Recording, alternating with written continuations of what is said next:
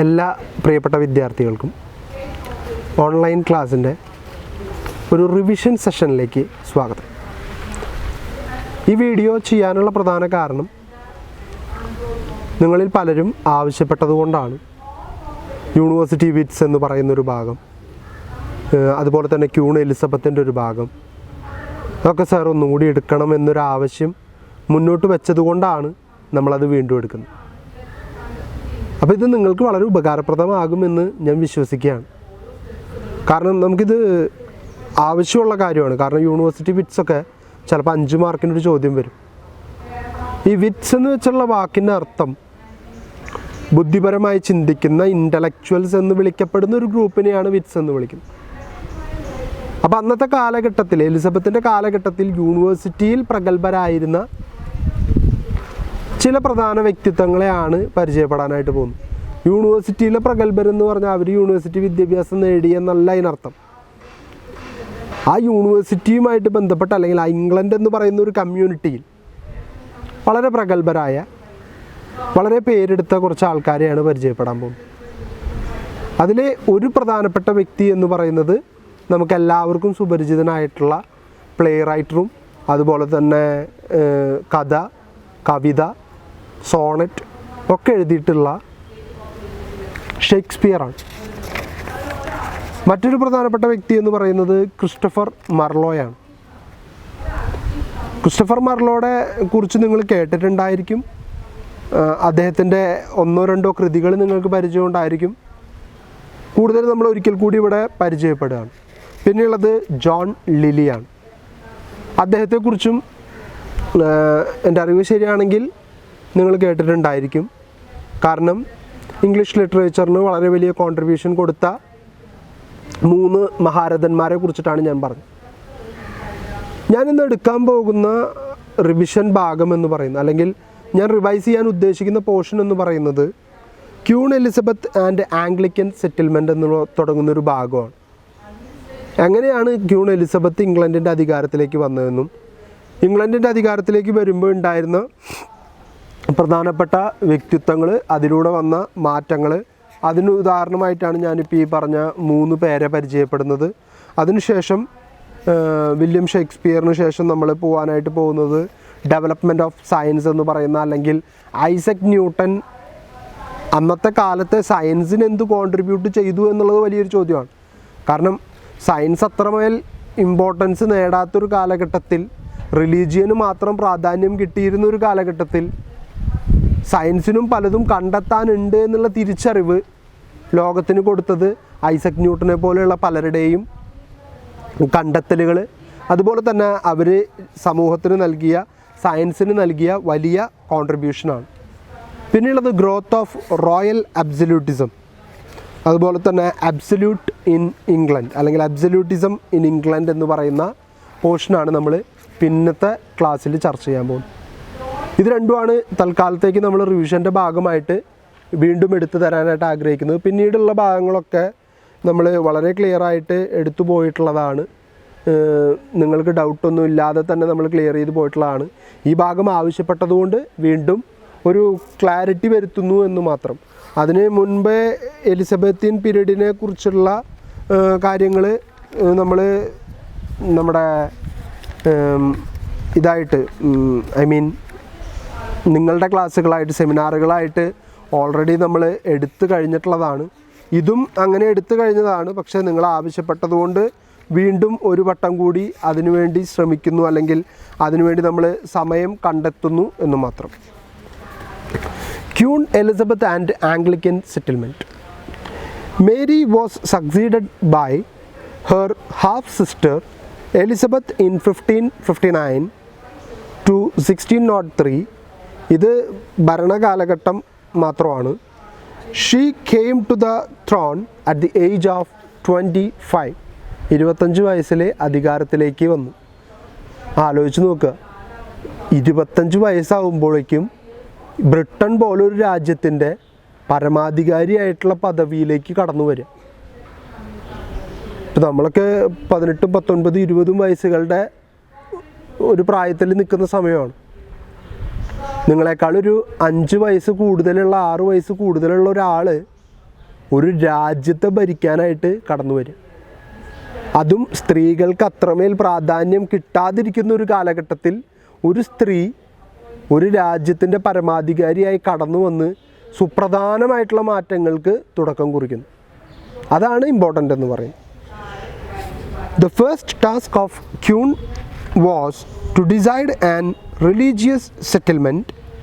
This was not easy because the English were deeply divided among themselves.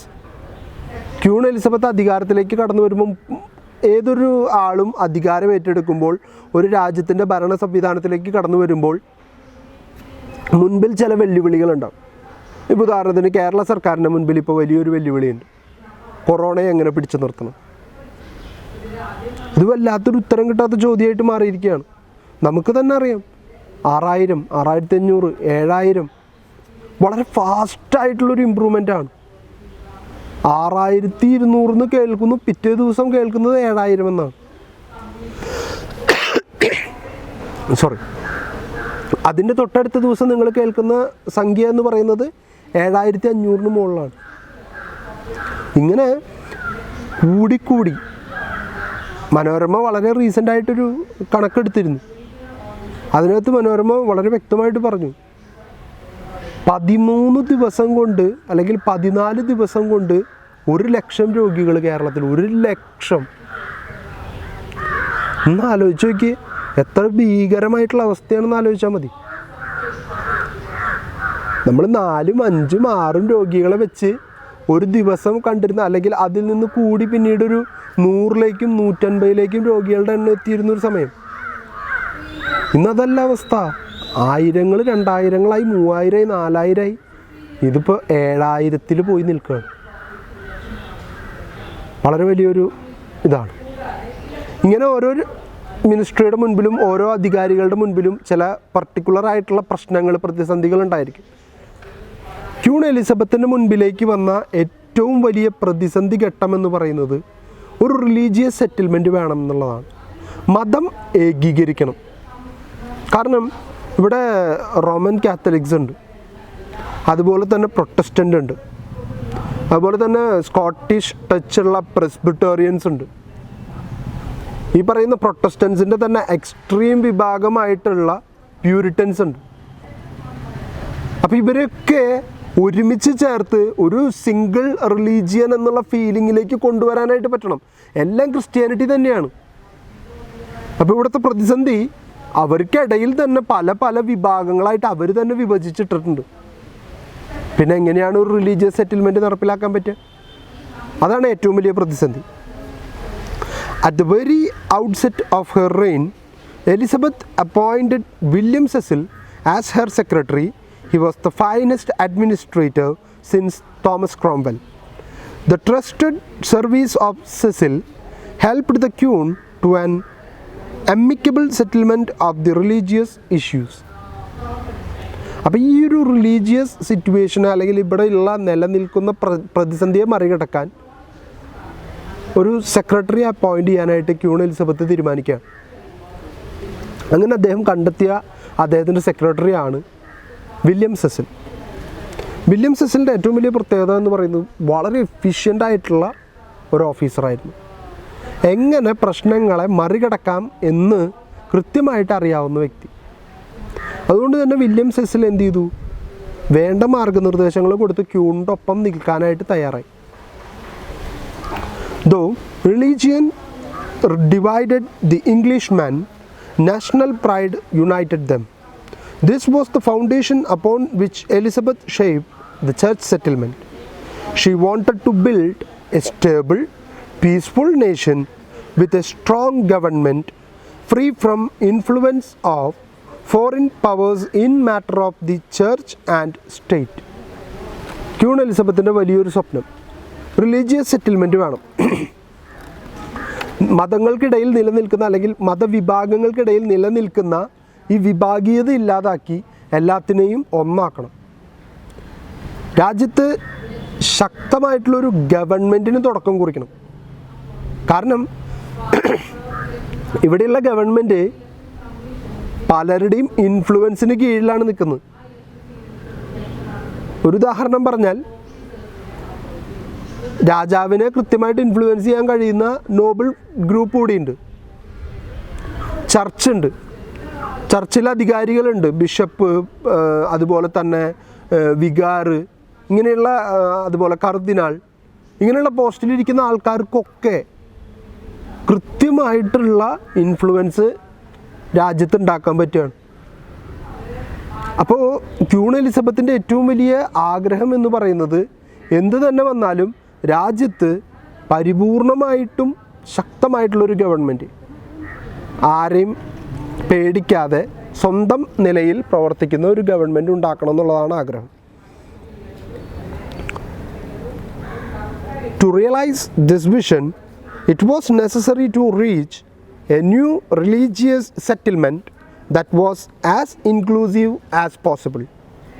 Changes needed to be introduced with a minimum of confrontation in order to overcome fear and suspicion at home and abroad.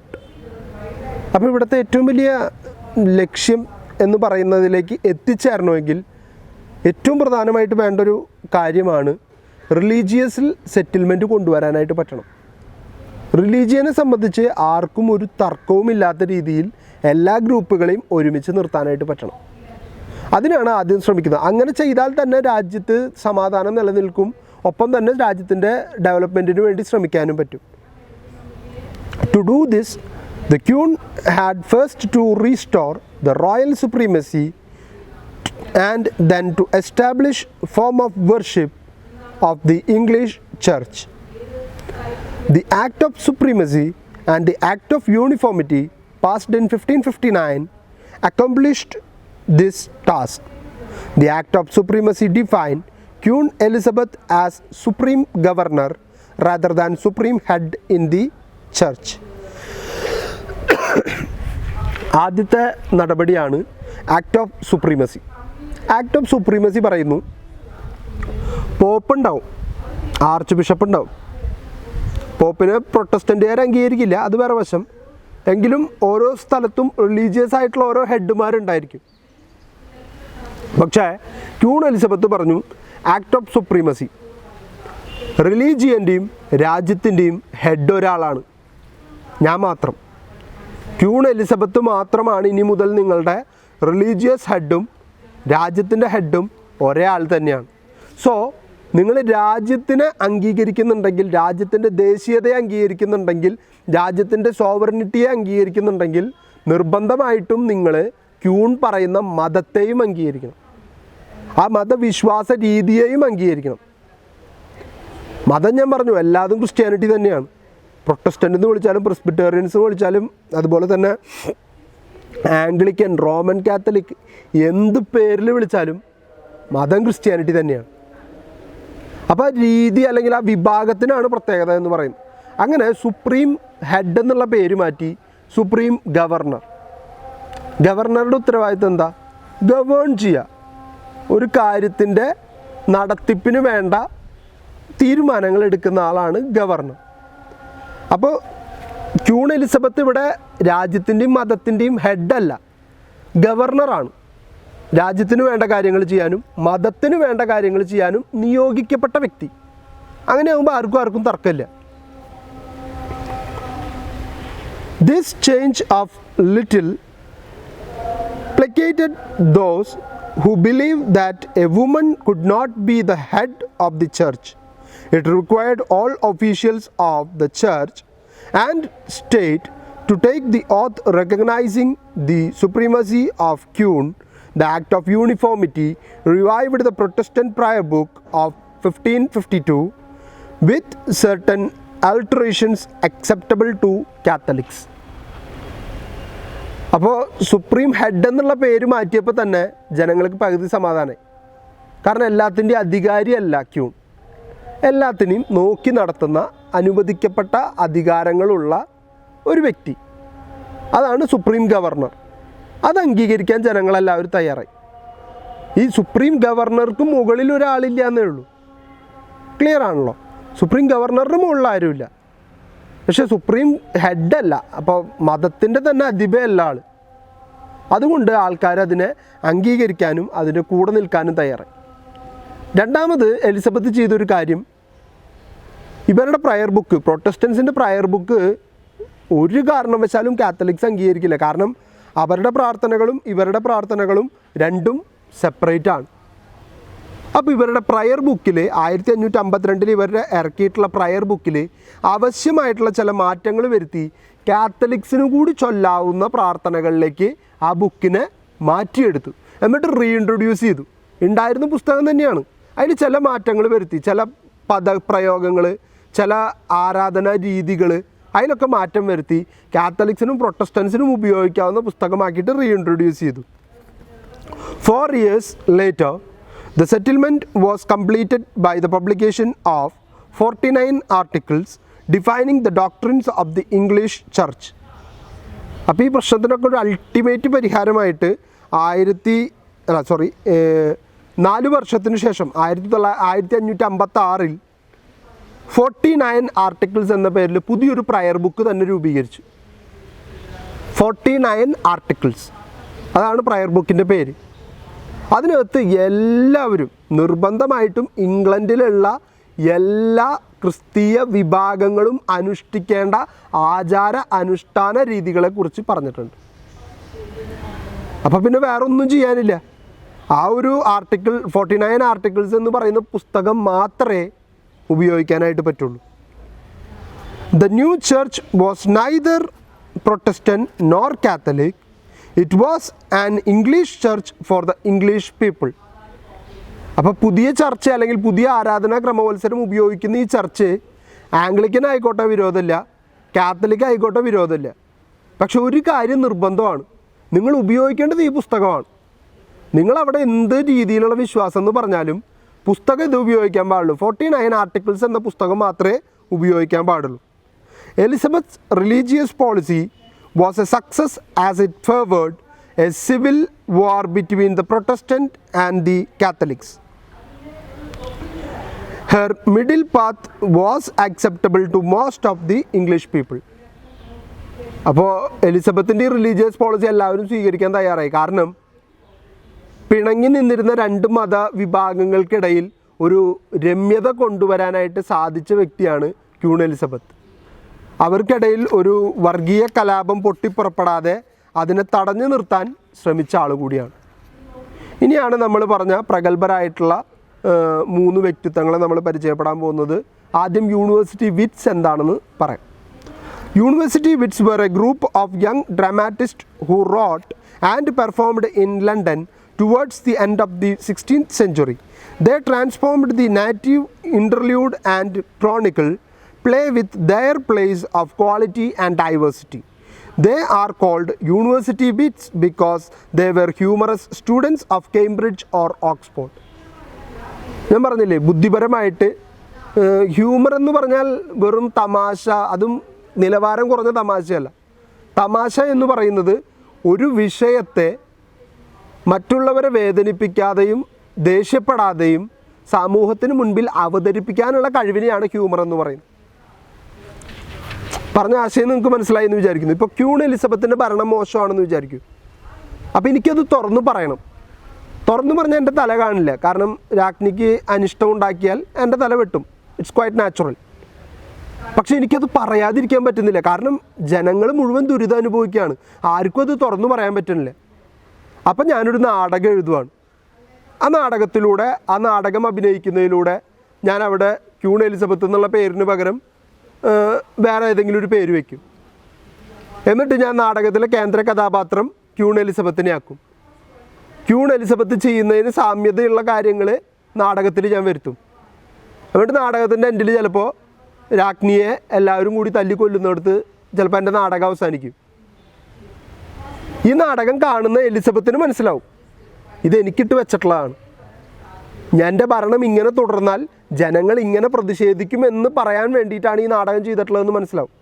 അങ്ങനെ humorous ആയിട്ടുള്ള രീതിയിലൂടെ ജനങ്ങളുടെ മുൻപിൽ പല വിഷയങ്ങളും അവതരിപ്പിക്കുക. അങ്ങനെ ചെയ്യുന്ന ഓക്സ്ഫോർഡിലും കേംബ്രിഡ്ജിലും പഠിക്കുന്ന വളരെ ബുദ്ധിമാന്മാരായ, അതുപോലെ തന്നെ വളരെ ഹ്യൂമറസ് ആയിട്ട് കാര്യങ്ങളെ കൈകാര്യം ചെയ്യുന്നവരെയാണ് യൂണിവേഴ്സിറ്റി വിറ്റ്സ് എന്ന് വിളിക്കുന്നത്.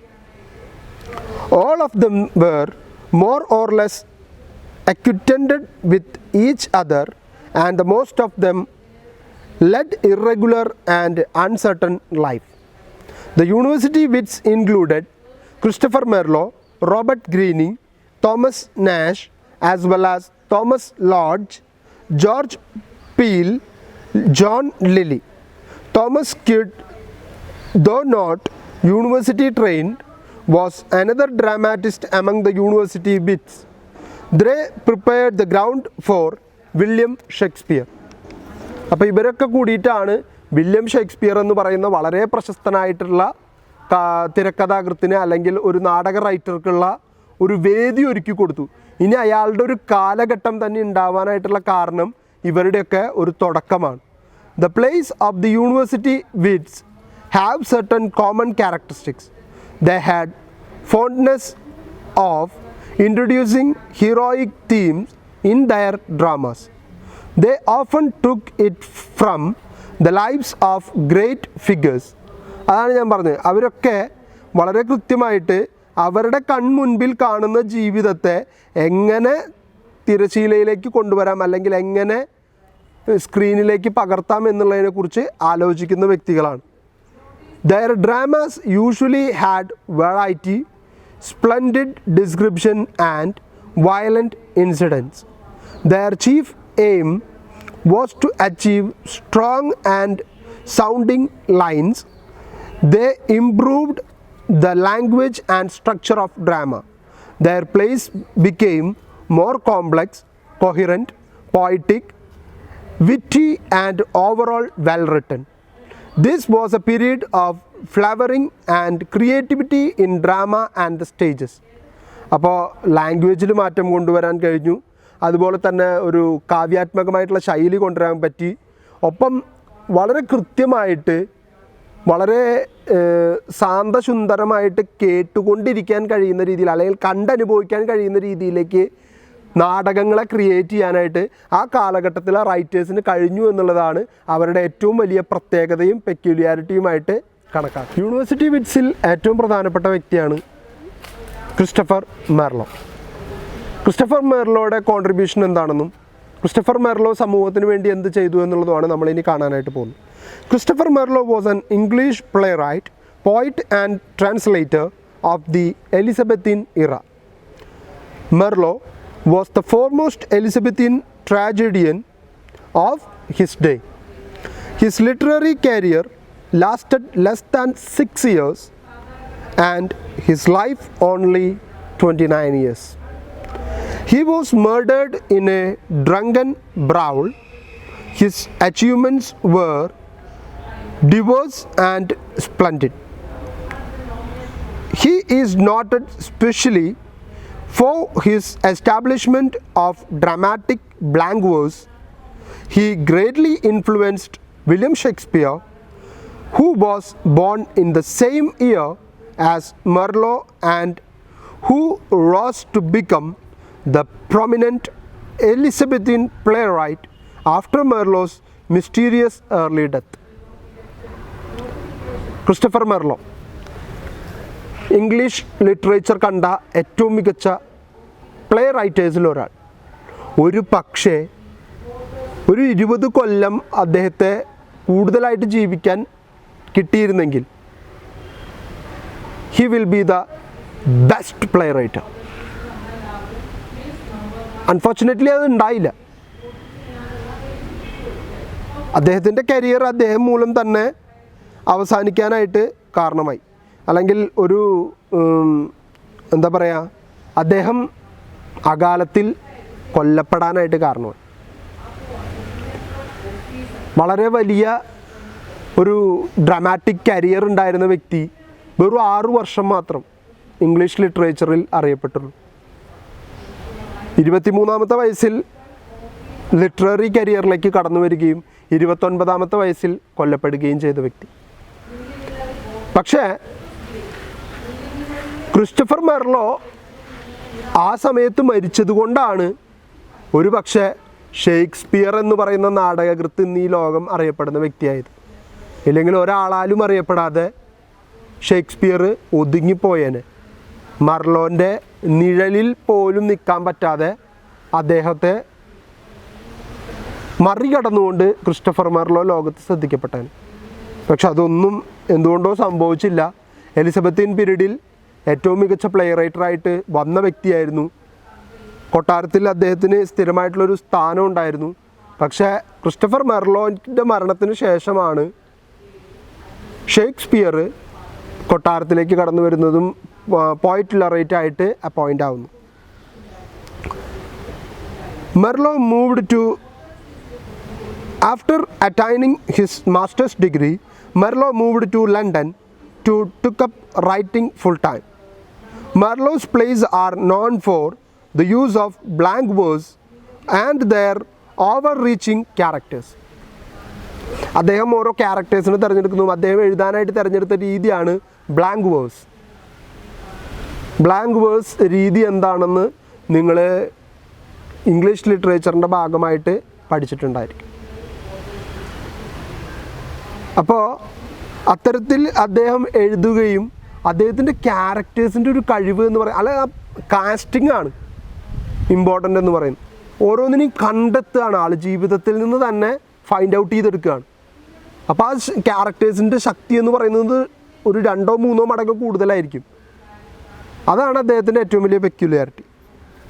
Dido queen of Carthage written while he was a student at Cambridge is thought to be the first play of Merlo. His second play is two-part Tamburlaine the Great. This play is based on the life and achievements of Timur, the 14th century conqueror of Central Asia and India. ഇതാണ് over reaching എന്ന് പറയാൻ കാരണം. ഇംഗ്ലണ്ടിലുള്ള ആൾ ഇന്ത്യയെ കീഴടക്കിയ അല്ലെങ്കിൽ ഇന്ത്യയെ പിടിച്ചെടുക്കാൻ ശ്രമിച്ച ടിമർ എന്ന് പറയുന്ന 14-ാം നൂറ്റാണ്ടിലുള്ള ഒരു വ്യക്തിയെക്കുറിച്ച് ഒരു നാടകം എഴുതാനായിട്ട് ശ്രമിക്കുകയാണ്. ഇംഗ്ലണ്ടിൽ ചുറ്റും നടക്കുന്ന കാര്യങ്ങളൊന്നുമല്ല, സെൻട്രൽ ഏഷ്യയിൽ അല്ലെങ്കിൽ ഇന്ത്യയിൽ നടന്ന ഒരു സംഭവത്തെ ബേസ് ചെയ്തിട്ടാണ് അദ്ദേഹം നാടകം എഴുതുന്നത് എന്നുള്ളതാണ് ശ്രദ്ധിക്കുന്നത്.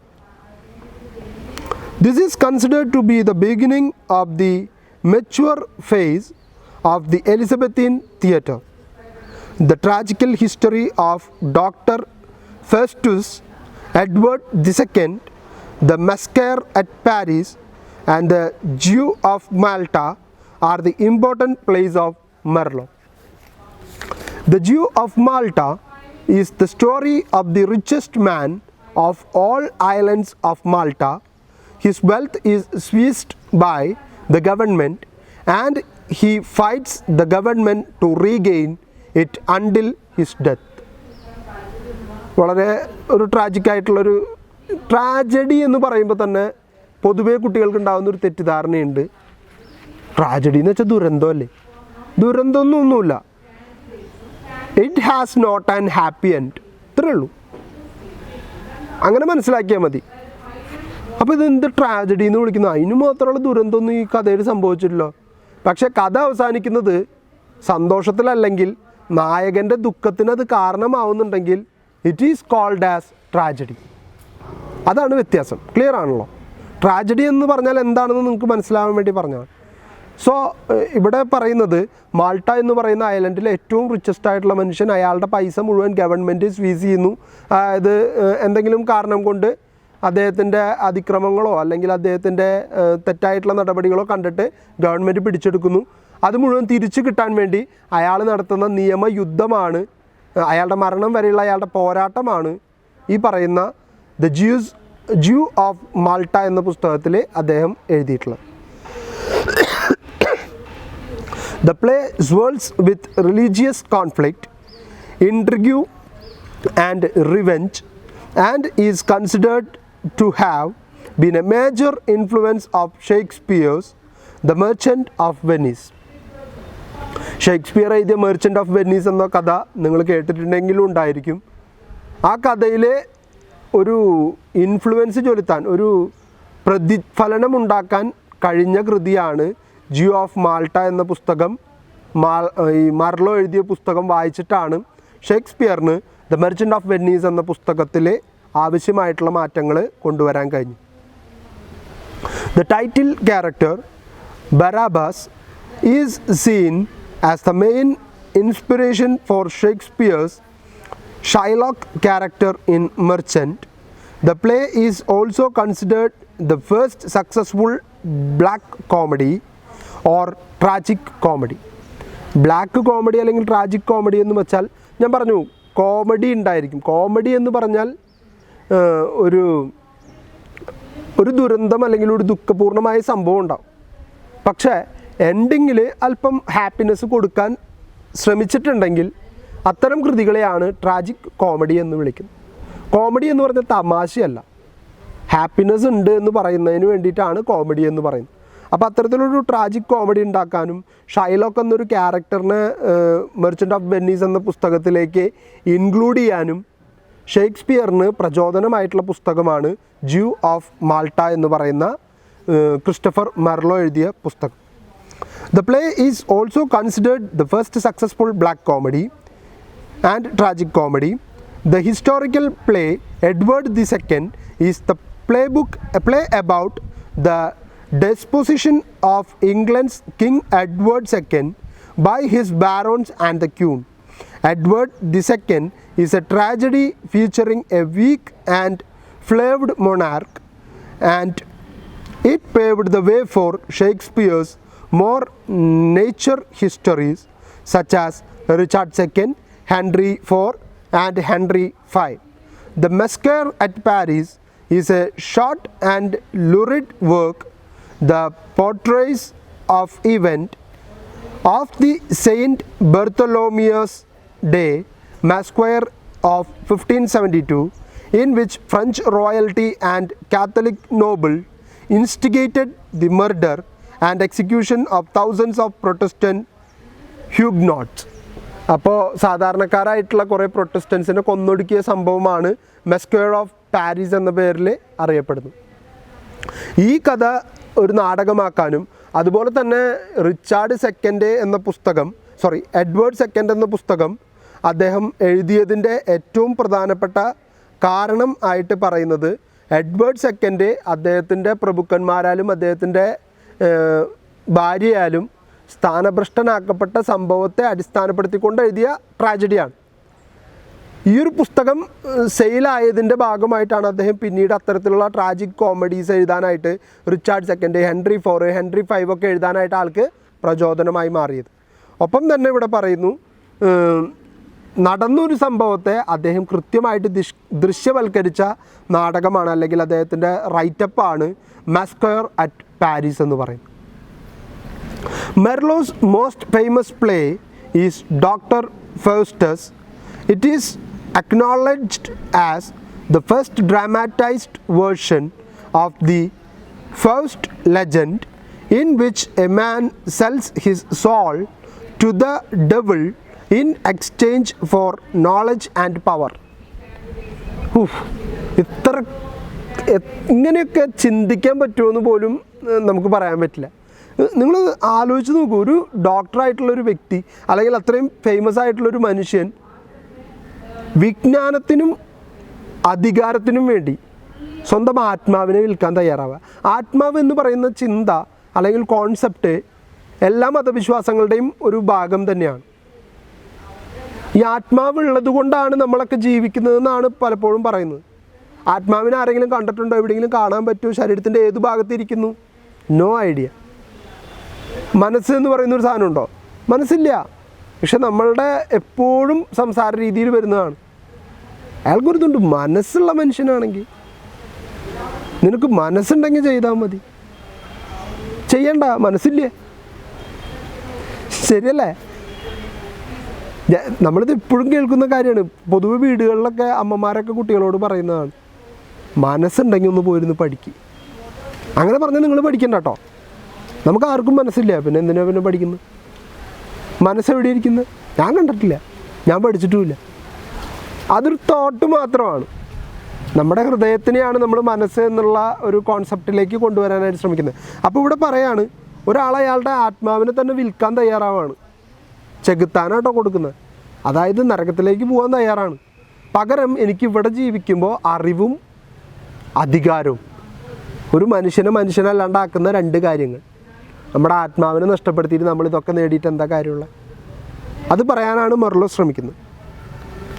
Merlo transformed Faustus into a typical Renaissance character, while versions of story began appearing as early as the 4th century. Merlo divides significantly by having his hero unable to repent and have his contact annulled at the end of the play. In the end, Faustus finally seems to repent for his deeds. അപ്പോൾ അദ്ദേഹത്തിന് അതുകൊണ്ട് ഒരു നേട്ടവും ഉണ്ടായില്ല. അദ്ദേഹം ആത്മാവ് പകരം കൊടുത്തിട്ട് എല്ലാം മേടിച്ചിട്ടും അദ്ദേഹത്തിന് ഒന്നും ഉപകാരപ്രദമായില്ല എന്നുള്ളതാണ് സ്റ്റോറിയുടെ എൻഡ് എന്ന് പറയും. അപ്പോൾ അദ്ദേഹം ആ കാലഘട്ടത്തിൽ ഇങ്ങനെ ചിന്തിച്ചു എന്ന് പറയുന്നത് തന്നെ വളരെ വലിയൊരു ഇതാണ്. കാരണം അങ്ങനെ ഒരു ആത്മാവെന്നൊരു ആളെ ക്രിയേറ്റ് ചെയ്ത് അല്ലെങ്കിൽ അങ്ങനെ ഒരു സംഭവം ഉണ്ട്, അത് നമുക്ക് അത്യാവശ്യമാണ് എന്ന് ജനങ്ങളെ ബോധ്യപ്പെടുത്താനായിട്ട് ശ്രമിച്ചു. John Lilly was an English writer and playwright best known for his prose romance Epius and his comic play Endymion. Lilly died a poor and bitter man, neglected by Queen Elizabeth and almost forgotten by most of his peers. Lilly was one of the earliest playwrights of the Elizabethan period. His innovative contribution to English prose and theatre had been the inspiration for generation of younger playwrights. Among them, Christopher Marlowe, Thomas Kidd, William Shakespeare are now remembered as some of the most important writers in the English language. Lily എന്ന് പറയുന്ന വ്യക്തി വളരെയധികം കഴിവുള്ള പ്രതിഭാധനനായിട്ടുള്ള വ്യക്തിയായിരുന്നു. പക്ഷേ queen Elizabeth അദ്ദേഹത്തെ അംഗീകരിക്കാൻ തയ്യാറാവാത്തത് കൊണ്ടാണ് ഒരു പക്ഷേ അദ്ദേഹം ശ്രദ്ധിക്കപ്പെടാത്തൊരു റൈറ്ററായിട്ട് പോയത്. അദ്ദേഹത്തിന് ശേഷം വന്ന ഷേക്സ്പിയർ ആയാലും മെർലോ ആയാലും അതുപോലെ തന്നെ കിഡ് ആയാലും എല്ലാവരും അദ്ദേഹത്തെക്കാൾ വലിയ റൈറ്റേഴ്സ് ആയതിൻ്റെ കാരണം അന്നത്തെ രാജ്ഞിയായിരുന്ന ക്യൂൺ എലിസബത്ത് ഇവരെയൊക്കെ വല്ലാതെ പ്രൊമോട്ട് ചെയ്തിരുന്നു, സപ്പോർട്ട് ചെയ്തിരുന്നു എന്നുള്ളതുകൊണ്ടാണ്. അത്തരത്തിലൊരു സപ്പോർട്ട് കിട്ടാതെ പോയതാണ്. അല്ലെങ്കിൽ ഇംഗ്ലീഷ് ലിറ്ററേച്ചറിൽ വളരെ വലിയൊരു കോൺട്രിബ്യൂഷൻ കൊടുക്കാൻ കഴിയേണ്ട ഒരു വ്യക്തിയായിരുന്നു. Lyly's contribution to English literary history is twofold. First and foremost, his Epius, which was one of the most popular literary work published in English at that time. It propelled Lilly to instant fame. Epius had an enormous influence on style of English prose. Epius has two parts. Epius or the anatomy of wits and Epius and his England. Lilly's prose was modeled after the prose of classical and Renaissance European masters and was recognized as having literary merit equal to that of verse. After Epius, Lilly focused his attention on the theatre. His play Endymion is now believed to have revolutionized the English theatre. Lilly was the first playwright to write dialogue in prose. Elegantly simple plot would become a model for dozens of Elizabethan plays. Lilly has been overshadowed by his successors, but his crucial role in the development in English drama and the prose cannot be denied. അപ്പോൾ അദ്ദേഹത്തിൻ്റെ എപ്പിയസും അതുപോലെ തന്നെ അദ്ദേഹത്തിൻ്റെ മറ്റൊരു കൃതിയായിട്ടുള്ള എൻഡിമിയോണുമാണ് അദ്ദേഹത്തെ പ്രശസ്തനാക്കി തീർത്തത്. അതിലെ എപ്പിയസ് എന്ന് പറയുന്ന പുസ്തകം 2 ഭാഗങ്ങളായിട്ട് അദ്ദേഹം ഇറക്കി. പക്ഷേ ശ്രദ്ധിക്കപ്പെട്ടു, അന്ന് വിറ്റഴിക്കപ്പെട്ടതിൽ വെച്ച് ഏറ്റവും കൂടുതൽ സെയിലുണ്ടാക്കിയ ആ കാലഘട്ടത്തിലെ പുസ്തകം എൻഡിമിയോൺ അദ്ദേഹം പ്ലേ റൈറ്റായി മാറിയതിൻ്റെ, അല്ലെങ്കിൽ അതൊരു തിയേറ്ററിക്കൽ പെർഫോമൻസ് ആക്കി മാറ്റാൻ വേണ്ട രീതിയിൽ അതിന് സംഭാഷണങ്ങളും കാര്യങ്ങളൊക്കെ കൊണ്ടുവന്നിട്ട് അദ്ദേഹം എഴുതിയ പ്ലേ ആണ്. പക്ഷേ ഇതൊക്കെ ചെയ്തിട്ടും അദ്ദേഹത്തിന് വേണ്ടത്ര പൊസിഷൻ കിട്ടാനോ വേണ്ടത്ര ഒരു ശ്രദ്ധ ജനങ്ങളിൽ നിന്ന് സ്വീകരിക്കാനോ പറ്റിയില്ല എന്നുള്ളത് അദ്ദേഹത്തെ നിരാശനാക്കി. അല്ലെങ്കിൽ അദ്ദേഹത്തിൻ്റെ പിന്നാലെ വന്നവർ അദ്ദേഹത്തെക്കാൾ കൂടുതലായിട്ട് പ്രശസ്തരാവുകയും അദ്ദേഹത്തിൻ്റെ പ്രശസ്തി കുറയുകയും ചെയ്തു. Lyly's writing style was known as Epiusm, named after his novels. The style is highly affected one and is marked by 3 primary characteristics. First one, അദ്ദേഹം ഫേമസ് ആയില്ല എന്നുള്ളതൊക്കെ ഒരു വശം, പക്ഷേ അദ്ദേഹത്തിൻ്റെ ഒരു പെർട്ടിക്കുലർ ഐഡിയ, അതായത് എഫ്യൂയിസം എന്ന പേരിൽ അദ്ദേഹത്തിൻ്റെ ഒരു റൈറ്റിംഗ് രീതി തന്നെ പിന്നീട് ശ്രദ്ധിക്കപ്പെട്ടു. അതിന് 3 പ്രത്യേകതകളാണുള്ളത്. And effusion of short parallel phrases and sentence, the incorporation of fantastic similes taken from natural history and mythology. Third one, the frequent use of alliteration. 3 പ്രത്യേകതകളാണ് അദ്ദേഹത്തിൻ്റെ റൈറ്റിങ്ങിൻ്റെ ഭാഗമായിട്ട് അദ്ദേഹം കൊണ്ടുവന്നത്. ഇനി നമുക്ക് പരിചയപ്പെടാനുള്ളത് നിങ്ങൾക്ക് എല്ലാവർക്കും വളരെയധികം സുപരിചിതനായിട്ടുള്ള വ്യക്തിയാണ് ഷേക്സ്പിയർ. ഷേക്സ്പിയറിനെ കുറിച്ച് കൂടുതലൊരു ഇൻട്രോഡിൻ്റെ ഒന്നും ആവശ്യമില്ല, നിങ്ങൾക്ക് അറിയാവുന്ന വ്യക്തിയാണ്. 1564 to 1616. William Shakespeare was an English poet and playwright, widely regarded as the greatest writer in the English language and world's preeminent dramatist. He is often called England's national poet and the Bard of Avon. He was born on 23 April 1564 in Stratford upon Avon. അവൺ എന്ന് പറയുന്നത് അദ്ദേഹം ജനിച്ച സ്ഥലത്തിൻ്റെ പേരാണ്. Bad എന്ന് വെച്ച് കഴിഞ്ഞാൽ singing bird എന്നുള്ള അല്ലെങ്കിൽ സിംഗർ എന്നുള്ള അർത്ഥമാണ്. He was the eldest son of John Shakespeare, a prosperous glover and local dignitary, and Mary Arden, the daughter of a wealthy farmer. അപ്പോൾ ഇംഗ്ലണ്ടിലെ വളരെ പ്രശസ്തനായിട്ടുള്ള പ്ലേ റൈറ്റർ, പോയിറ്റൊക്കെ ആയിട്ട് അറിയപ്പെട്ടിരുന്ന വ്യക്തിയാണ്. എലിസബത്തിൻ പീരീഡിൽ അറിയപ്പെട്ടിരുന്ന വ്യക്തിയാണ് വില്യം ഷേക്സ്പിയർ. അദ്ദേഹത്തിന് പല പേരുകളിൽ അറിയപ്പെടുന്നു. നാഷണൽ പോയിറ്റ് എന്നറിയപ്പെടുന്നു, ബാഡ് ഓഫ് ഓവൺ എന്നറിയപ്പെടുന്നു. അതുപോലെ തന്നെ ഏപ്രിൽ 23, 1564 അദ്ദേഹം ജനിക്കുന്നു. പാരൻസൊക്കെ അത്യാവശ്യം വെൽ സെറ്റിൽഡ് ആണ്. പൈസയ്ക്കൊന്നും അത്ര വലിയ ബുദ്ധിമുട്ട് അദ്ദേഹത്തിൻ്റെ ഫാമിലിയിൽ ഉണ്ടായിരുന്നില്ല. There are no records of William's education, but he probably went to King's New School, Stratford, where he would have learned Latin, Greek, theology and rhetoric. അപ്പോൾ പല ഭാഷകളിലും അദ്ദേഹം അറിവ് നേടി. അദ്ദേഹത്തിന് യൂണിവേഴ്സിറ്റി വിദ്യാഭ്യാസം ഉണ്ടോ എന്നുള്ളതൊന്നും രേഖകളിൽ, ചരിത്ര രേഖകളിൽ ഒരിക്കലും പറയുന്നില്ല. At the age of 18, William married Annie Hathaway and the couple had 3 children over the next few years.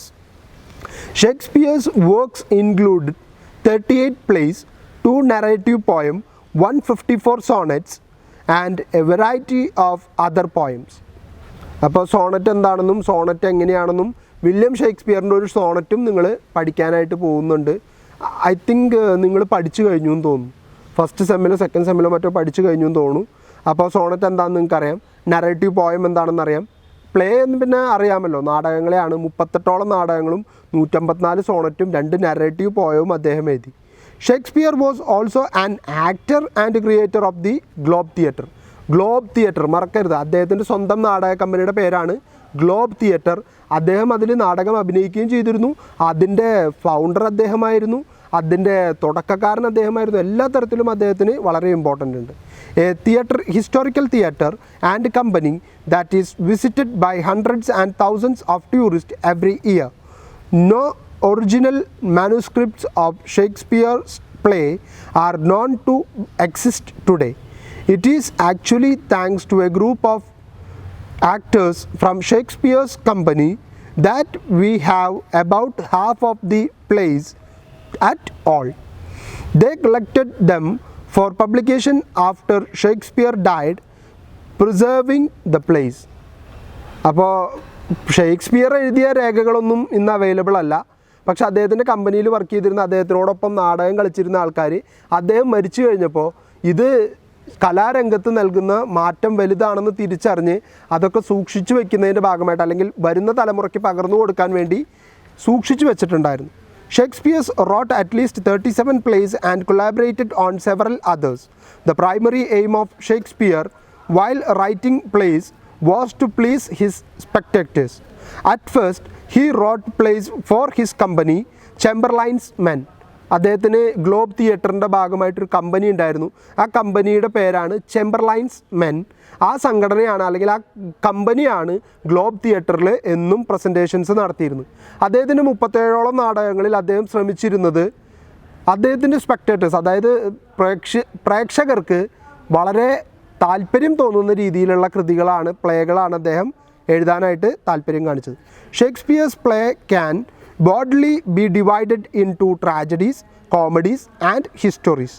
His comedies include Love's Labour's Lost, Comedy of Errors, The Merchant of Venice, As You Like It, Twelfth Night and Much Ado About Nothing. Among his history plays are Henry IV, Henry V, Richard III. He wrote in collaboration the plays of Henry VI, Henry VIII and Thomas More. Julius Caesar and Antony and Cleopatra are his popular history plays based on Roman history. അപ്പോൾ ഇവിടെയൊക്കെ അദ്ദേഹത്തിൻ്റെ കൃതികളുടെ പേരുകളാണ്. നിങ്ങൾ ഏതെങ്കിലുമൊക്കെ ചിലതൊക്കെ ഓർത്തു വയ്ക്കുക.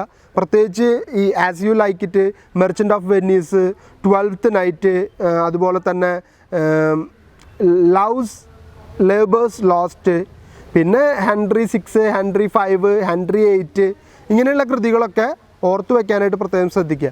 അതുപോലെ തന്നെ ജൂലിയസ് സീസറൊക്കെ നിങ്ങൾക്ക് അറിയാത്തതല്ല. അതുപോലെ തന്നെ ആൻ്റണി ആൻഡ് ക്ലിയോപാട്ര നിങ്ങൾക്ക് അറിയാവുന്നതാണ്.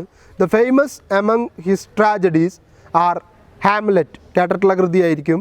അതുപോലെ തന്നെ ഒഥല്ലോ, കിങ് ലിയർ, അതുപോലെ തന്നെ മാക്ബത്ത് നിങ്ങൾക്ക് ഐ തിങ്ക് ഈ സെമ്മിലാന്ന് തോന്നുന്നു, 3rd സെമ്മിൽ തന്നെ പഠിക്കാനുണ്ടായിരുന്ന നാടകമാണ്. ഇല്ലെങ്കിൽ 4th സെമ്മിൽ നിങ്ങൾക്ക് മാക്ബത്ത് ഒരു കൃതി അങ്ങനെ തന്നെ നിങ്ങൾക്ക് പഠിക്കാനായിട്ടുണ്ടായിരിക്കും. The influence of Marlowe is visible in his tragedies like Richard II. The romances like The Tempest and The Winter's Tale are the plays written during the last days of his literary career. അപ്പോൾ നിങ്ങൾ എല്ലാ വിഭാഗത്തിൽ നിന്നും historical work, tragic work, അതുപോലെ തന്നെ romance work എന്ന കാറ്റഗറിയിൽ നിന്ന് 2-3 വീതം വർക്കുകൾ ഓർത്തു വയ്ക്കാനായിട്ട് പ്രത്യേകം ശ്രദ്ധിക്കുക. William Shakespeare first made his appearance on the London stage where his plays written and performed around 1592. After the year 1594, Shakespeare's plays were solely performed by a company owned by a group of actors known as Lord Chamberlain's Men, which became London's leading company after Queen Elizabeth's death in 1603. The company was given a royal patent that renamed the King's Men. Shakespeare, along with a group of players who acted in his play, created his own theatre on the river Thames in 1599 and named it is the Globe Theatre. അപ്പോൾ അദ്ദേഹം Chamberlain men എന്ന സംഘടനയുമായിട്ട് ചേർന്ന് പ്രവർത്തിച്ചു. ആ നാടക കമ്പനിയിൽ work ചെയ്തു. അദ്ദേഹത്തിൻ്റെ തന്നെ നാടകങ്ങളെ ദൃശ്യവൽക്കരിച്ചപ്പോൾ അദ്ദേഹം അതിൻ്റെ ഭാഗമായിട്ട് അവരുടെ കൂടെ നിന്നു. 1594 ഈ കമ്പനിയെ ക്യൂൺ എലിസബത്തിൻ്റെ മരണത്തിന് ശേഷം 1603 ചേംബർലൈൻസ് മെൻ എന്നുള്ളത് മാറ്റി കിങ്സ് മെൻ എന്ന കമ്പനിയാക്കി മാറ്റുകയും അതിനോടനുബന്ധിച്ച് അദ്ദേഹത്തിൻ്റെ നാടകങ്ങളെ ദൃശ്യവൽക്കരിക്കുന്നതിന് വേണ്ടി ഒരു തിയേറ്റർ അദ്ദേഹം സെറ്റ് ചെയ്തു. റിവർ തെയിംസിന് അടുത്തായിട്ട് ഒരു തിയേറ്റർ ഉണ്ടാക്കി. അതിന് അദ്ദേഹം പേരിട്ടു ഗ്ലോബ് തിയേറ്റർ. ഇന്നും വിസിറ്റേഴ്സ് ഇംഗ്ലണ്ട് സന്ദർശിക്കാൻ പോയാൽ ഗ്ലോബ് തിയേറ്ററും കൂടി സന്ദർശിച്ചിട്ടാണ് തിരിച്ചു വരുന്നത്. There are 2 volumes of poetry over 150 sonnets that are attributed to Shakespeare. It is thought that although Shakespeare was a poet throughout his lifetime, he turned to poetry most notably during 1593 and 1594 when a plague forced theatre in London to shut down. The volumes of narrative poems that Shakespeare released during those years were called Venus and Adonis and The Rape of Lucrece. Both volumes focused on the problems surrounding uncomfortable lust and the guilt associated with it afterwards. അപ്പോൾ അദ്ദേഹത്തിൻ്റെ കവിതകളിലും അദ്ദേഹത്തിൻ്റെ സോണറ്റിലൊക്കെ തന്നെ അദ്ദേഹം വളരെ കൃത്യമായിട്ട് അന്നത്തെ സമൂഹം അനുഭവിച്ചിരുന്ന പ്രതിസന്ധികളെയും പ്രശ്നങ്ങളെയും കൃത്യമായിട്ട് ഒന്ന് ഡ്രമാറ്റിസൈസ് ചെയ്യാനായിട്ട് ശ്രമിച്ചിരുന്നു. Shakespeare's influence on art, literature, language and the vast array of the creative art has long been known and documented. He is the most read playwright in the Western world, and the English language is littered with quotes and phrases that originated from his works. ഇന്നും അദ്ദേഹത്തിൻ്റെ കൃതികളിൽ അദ്ദേഹം ഉപയോഗിച്ച ചില കാവ്യാത്മകമായിട്ടുള്ള അല്ലെങ്കിൽ വളരെ spontaneous ആയിട്ടൊരു powerful Notion കൊടുക്കാൻ കഴിവുള്ള തരത്തിലുള്ള ഫ്രേസുകൾ, വാചകങ്ങളൊക്കെ ഇന്നും പല കൃതികളിലും ജൂലിയസ് സീസറിൽ അദ്ദേഹം ചോദിക്കുന്നുണ്ട്, യൂട്യൂബ് ബ്രൂട്ടസ് എന്ന് ചോദിക്കുന്നൊരു ചോദ്യം വളരെ ഇന്നും ലോകത്തിൻ്റെ മുൻപിൽ വളരെ കൃത്യമായിട്ട് എടുത്തു പറയാവുന്ന പല സാഹചര്യങ്ങളിലും ഉപയോഗിക്കാൻ കഴിയുന്ന പല ഫ്രേസുകളും ഇംഗ്ലീഷിന് സംഭാവന ചെയ്ത വ്യക്തിയാണ്. Shakespeare was and still is the most prominent influence figure in language. Phrases such as breaking the ice, the heart of gold are colloquial now, but are also known to have originated Shakespeare's plays and sonnets. The expression of Shakespeare's like to be or not to be, that is the question. Fertility, thy name is woman, and the brevity is the soul of wit, enriched and beautified English literature. Aside from phrases, it is also common knowledge that the dramatist introduced more than 1700 original words to the English language. ഇങ്ങനത്തെ ഫ്രേസുകളും കാര്യങ്ങളൊക്കെ English ലാംഗ്വേജിന് കൊടുത്തപ്പോഴും അദ്ദേഹം അതിലും വലിയൊരു കാര്യം English ലാംഗ്വേജിന് ചെയ്തു. 1700ഓളം ഉപയോഗപ്രദമായിട്ടുള്ള വാക്കുകൾ English ലിറ്ററേച്ചറിന് സംഭാവന ചെയ്തു, which during the 16th and 17th centuries was not standardized. In fact, words such as lonely, fragile, dwindle and more originated from Shakespeare. ഇപ്പോൾ പറഞ്ഞ വാക്കുകളൊക്കെ തന്നെ യൂണിവേഴ്സൽ ആക്സെപ്റ്റൻസ് ഇല്ലെങ്കിലും പലയിടത്തും അംഗീകരിക്കപ്പെടുന്ന, പ്രത്യേകിച്ച് ഇംഗ്ലണ്ടിലൊക്കെ അംഗീകരിക്കപ്പെടുന്ന ഇംഗ്ലീഷ് ലിറ്ററേച്ചറിൻ്റെ ഭാഗമായിട്ടുള്ള അല്ലെങ്കിൽ വൊക്കാബുലറിയുടെ ഭാഗമായിട്ടുള്ള വാക്കുകളായിട്ടാണ് കണക്കാക്കുന്നത്. അപ്പോൾ നിങ്ങൾ ഇന്നിപ്പോൾ ഈ റിവിഷൻ പോർഷനിൽ കണ്ടത് ക്യൂൺ എലിസബത്ത് അധികാരത്തിലേക്ക് വരുന്നതും അധികാരത്തിൽ വന്നതിന് ശേഷം എങ്ങനെ രാജ്യത്തിൻ്റെ റിലീജിയനെ ഒരു കുടക്കീഴിലേക്ക് കൊണ്ടുവരാൻ ക്യൂൺ എലിസബത്ത് കാണിച്ച ധൈര്യം, അല്ലെങ്കിൽ അദ്ദേഹം അതിനുവേണ്ടി നടപ്പിലാക്കിയ ആക്റ്റുകൾ, അതിനോട് ജനങ്ങളുടെ പ്രതികരണം എന്നിവയൊക്കെ കണ്ടു. യൂണിവേഴ്സിറ്റി വിറ്റ്സ് എന്ന് പറയുന്നത് യൂണിവേഴ്സിറ്റി പ്രഗത്ഭരായിട്ടുള്ള വിദ്യാഭ്യാസം നേടിയിട്ടുള്ള അല്ലെങ്കിൽ അന്നത്തെ കാലഘട്ടത്തിൽ പ്രശസ്തരായിട്ടുള്ള വ്യക്തികളെക്കുറിച്ച് പറയാനാണ് യൂണിവേഴ്സിറ്റി വിറ്റ്സ് എന്ന് പറയുന്നത്. അതിൽ പ്രധാനപ്പെട്ട വ്യക്തികളാണ് Christopher Marlowe, John Lyly, William Shakespeare. അതിൽ ക്രിസ്റ്റഫർ മെർലോയാണ് ആദ്യത്തെ വ്യക്തി. കാരണം 23-ാമത്തെ വയസ്സിൽ നാടകരചനയിലേക്ക് കടന്നു വരികയും വെറും 6 വർഷം കൊണ്ട് സ്വന്തമായിട്ടുള്ളൊരു പൊസിഷൻ ഇംഗ്ലീഷ് ലിറ്ററേച്ചറിൽ ഉണ്ടാക്കിയെടുക്കുകയും ചെയ്ത വ്യക്തി. ഷേക്സ്പിയർ ഉൾപ്പെടെ മറ്റു പലർക്കും പ്രചോദനമായി തീർന്ന വ്യക്തി. 2 നാടകങ്ങൾ എഴുതി. ആ 2 നാടകങ്ങളിലൂടെ തന്നെ അദ്ദേഹത്തിൻ്റെ 2 നാടകങ്ങളല്ല, അദ്ദേഹം ഒരുപാട് നാടകങ്ങൾ എഴുതി. അതിൽ ഹിസ്റ്റോറിക്കൽ നാടകങ്ങളുണ്ടായിരുന്നു, ട്രാജിക് കോമഡീസ് ഉണ്ടായിരുന്നു, അങ്ങനെ പല കാറ്റഗറിയിൽ അദ്ദേഹം നാടകങ്ങൾ എഴുതി. അദ്ദേഹത്തിൻ്റെ ജ്യൂ ഓഫ് മാൾട്ട എന്ന പുസ്തകം മർച്ചൻ്റ് ഓഫ് വെനീസ് എന്ന പുസ്തകത്തിന് കാരണമായി തീർന്നു. ഷേക്സ്പിയറിന് വളരെ വലിയൊരു ഇൻസ്പിറേഷൻ കൊടുക്കാനായിട്ട് കാരണമായി. രണ്ടാമത് പരിചയപ്പെട്ട വ്യക്തിയാണ് ജോൺ ലില്ലി. അദ്ദേഹം വലിയൊരു പോപ്പുലാരിറ്റി അദ്ദേഹത്തിന് ലഭിച്ചില്ല. കാരണം ക്യൂൺ എലിസബത്ത് അദ്ദേഹത്തെ സപ്പോർട്ട് ചെയ്യാനും അദ്ദേഹത്തിന് വേണ്ട ഒരു അപ്രിസിയേഷൻ കൊടുക്കാനും തയ്യാറായില്ല. 2 പുസ്തകങ്ങൾ എഴുതി. 2 പുസ്തകങ്ങളും ഫേമസ് ആയി. ആദ്യത്തെ പുസ്തകം ലോകത്തിൽ വിറ്റഴിക്കപ്പെട്ടതിൽ വെച്ച് അന്ന് ഏറ്റവും കൂടുതൽ വിറ്റഴിക്കപ്പെട്ട പുസ്തകമായിരുന്നു. 2ാമത്തെ പുസ്തകവും വളരെയധികം ശ്രദ്ധിക്കപ്പെട്ടു. കാരണം അതൊരു തിയേറ്ററിക്കൽ പെർഫോമൻസിന് വേണ്ടി മാത്രം അദ്ദേഹം എഴുതിയതായിരുന്നു. പക്ഷേ രാജാവിൻ്റെ കയ്യിൽ നിന്ന് അല്ലെങ്കിൽ രാജ്ഞിയുടെ കയ്യിൽ നിന്ന് ഒരു പ്രശംസ പിടിച്ചു പറ്റാൻ കഴിയാത്തത് കൊണ്ട് അദ്ദേഹം ശ്രദ്ധിക്കപ്പെടാതെ പോയി. എന്നിട്ടും അദ്ദേഹത്തിൻ്റെ റൈറ്റിംഗ് രീതി ഇന്നും ഇംഗ്ലണ്ടിൽ വളരെയധികം വിലമതിക്കപ്പെടുന്നു. 3ാമത്തെ വ്യക്തിയാണ് വില്യം ഷേക്സ്പിയർ. ഷേക്സ്പിയറിനെ കുറിച്ച് കൂടുതൽ ഞാൻ പറയേണ്ട കാര്യമില്ല. 150ഓളം സോണറ്റ്, 2 നാരേറ്റീവ് പോയം, 37ഓളം നാടകങ്ങൾക്കൊക്കെ എഴുതിയ വ്യക്തിയാണ് വില്യം ഷേക്സ്പിയർ, അദ്ദേഹത്തിന് പ്രശസ്തമായിട്ടുള്ള ഒരുപാട് നാടകങ്ങൾ, ജൂലിയസ് സീസർ, അതുപോലെ തന്നെ ടെംപെസ്റ്റ്, അതുപോലെ Richard III, 4th, 5th, 6th, 8th, Henry V, 4 ഇങ്ങനെ തുടങ്ങി ഒരുപാട് കൃതികൾ, മെർച്ചൻ്റ് ഓഫ് വെനീസ് ഇങ്ങനെ തുടങ്ങിയിട്ടുള്ള ഒരുപാട് കൃതികൾ അദ്ദേഹം എഴുതി. ആ നാടകങ്ങളൊക്കെ നാടകമായിട്ട് സ്റ്റേജ് ചെയ്തപ്പോൾ അദ്ദേഹത്തിൻ്റെ കമ്പനിയായിട്ടുള്ള ചേംബർലൈൻസ് മെൻ അതിൻ്റെ പ്രാധാന്യം മനസ്സിലാക്കി അത് നാടകമാക്കാനും കൂടെ നിന്നു. അദ്ദേഹം അതിൽ ഒരു വേഷം ചെയ്യാൻ വരെ തയ്യാറായ വ്യക്തിയാണ്. ക്യൂൺ എലിസബത്തിന് ശേഷം ചേംബർലൈൻ മെൻ എന്നുള്ള പേര് മാറ്റി കിങ്സ് മെൻ എന്നാക്കി മാറ്റുകയും 1603 അദ്ദേഹത്തിൻ്റെ നാടകങ്ങൾ പ്ലേ ചെയ്യുന്നതിന് വേണ്ടി ഒരു തിയേറ്റർ സെറ്റ് ചെയ്യുന്നതിൻ്റെ ഭാഗമായിട്ട് റിവർ തെയിംസിനടുത്ത് തന്നെ അദ്ദേഹം ഗ്ലോബ് തിയേറ്റർ എന്ന പേരിൽ ഒരു തിയേറ്റർ സെറ്റ് ചെയ്യാനും തയ്യാറായി എന്നുള്ളതും, അതുപോലെ അദ്ദേഹത്തിൻ്റെ പല ഫ്രേസുകളും അദ്ദേഹത്തിൻ്റെ പല വാക്കുകളും ഇന്ന് ഇംഗ്ലീഷ് ലിറ്ററേച്ചർ അതിൻ്റെ സ്വന്തസിദ്ധമായിട്ടുള്ള ഉപയോഗത്തിന് വേണ്ടി കടമെടുത്തു എന്നുള്ളതും 1700ഓളം വാക്കുകളെ ഇംഗ്ലീഷ് ലിറ്ററേച്ചറിലേക്ക് കോൺട്രിബ്യൂട്ട് ചെയ്തു എന്നുള്ളതൊക്കെയാണ് ഷേക്സ്പിയറിനെ കുറിച്ച് പ്രധാനമായിട്ടും പറയാനുള്ളത്. അപ്പോൾ സേഫായിട്ടിരിക്കുക, നല്ലോണം പഠിക്കുക. നിങ്ങൾക്ക് വേണ്ടിയിട്ടാണ് നമ്മളിത് വീണ്ടും റിവൈസ് ചെയ്ത് എടുത്തിട്ടുള്ളത്. ക്ലാസ്സിൽ സഹകരിച്ച എല്ലാവർക്കും താങ്ക് യു.